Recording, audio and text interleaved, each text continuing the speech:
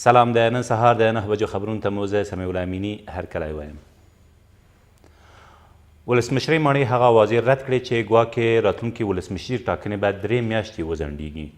د ولسمشر ویاند محمد هارون چاغانسوري وایي افغان حکومت د ټاکنو کمیسیون خپلواکۍ ته درناوی لري او حکومت هم د یاد کمیسیون له لوري اعلان شوې نیټې ته چې د راتلونکي کال د وري 21 ده ژمن دی او په دې برخه کې لازمې تابعیاوې نیول شوي دي.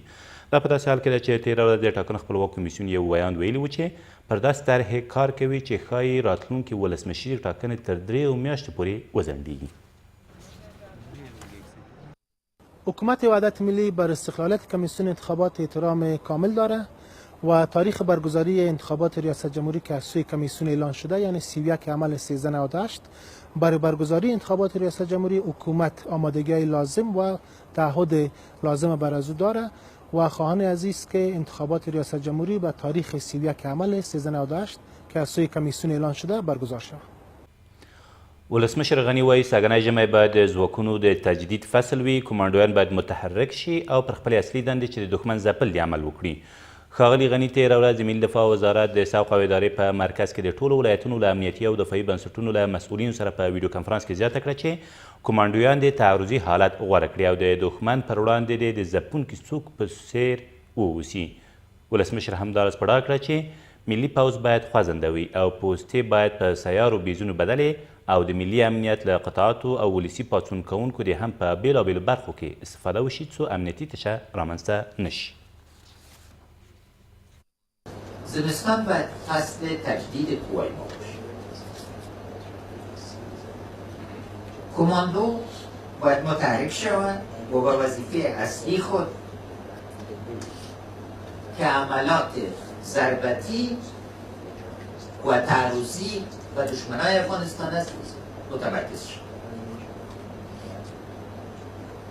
کماندو باید او مشت قوی باشه که دشمن افغانستان همیشه در ترس نگاه داشته باشه و در حالت دفاعی نباشه، در حالت تعرضی باشه که در تعرض خودم نشان دادن و انشاءالله تعالی زیادتر نشان.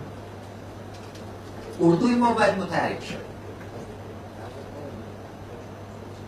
و پست‌های ما باید به بیس‌های منظمه که ظرفیت تعرض و تحرک داشته باشه انشاءالله تعالی بدل شود.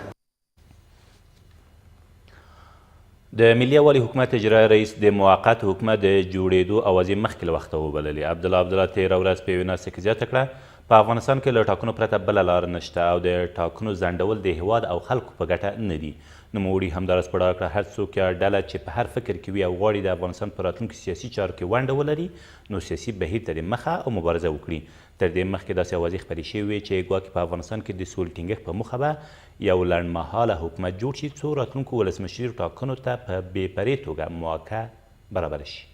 اکثریت مطلق مردم افغانستان بحث‌های هم در جامعه است در مورد اداره موقت، اداره غیر موقت، تمام اینا راه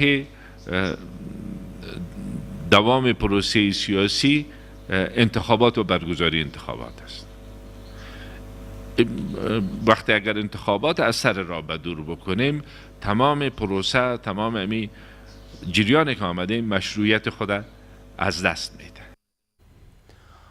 د ولسمشر دویم رسیال وایي د قماندان علیپور قضیه به په اساسي توګه حل شي. سرور دانش تېره ورځ د څارګر ملي ادارې له مشره او د کابل لویدیځ میشتو له استازو سره په جلا جلا کتنو کې د دغې قضیې پر سوله ییز حل ټینګار وکړ.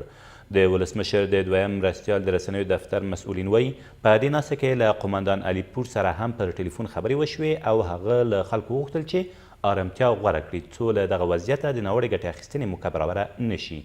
پر دغه قماندان چې تېره ورځ د کابل د 14مې حوزې له شاوخوا سیمو نیول شوی د بشر ضد تور نه دي. او د هلمند په نادعلي ولسوالۍ کې د امریکا په هوایي برید کې 2 ولسي وګړي وژل شوي او 14 نور یې ټپیان دي. د یادې پیښې د قربانیانو کورنۍ پر حکومت نیوکه کوي او د برید رامنځته کېدو په اړه له حکومته د وضاحت غوښتنه کوي. د هلمند د والي ویان د پیښې په اړه د څېړنو له پیله خبر ورکوي. دا تر دې مهاله وروستي خبرونه، تر بیا مو الله امان.